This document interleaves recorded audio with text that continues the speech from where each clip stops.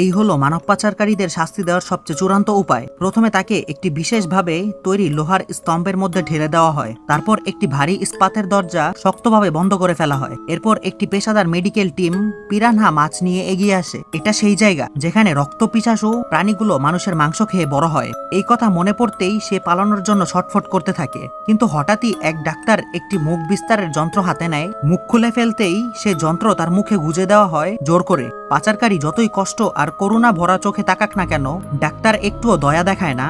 শেষে একটা মোটা পাইপ পাচারকারীর শরীরে ঢুকিয়ে পুরো প্রস্তুতি সম্পূর্ণ করা হয়। এরপর আসে আসল মুহূর্ত।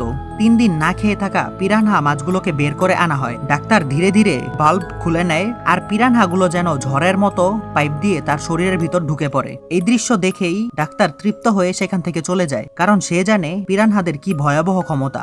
আর পাইপের অন্য প্রান্ত দিয়ে এক ধরনের তেল মতো তরল বের হতে শুরু করে। তখনই বোঝা যায় তার জীবন শেষ।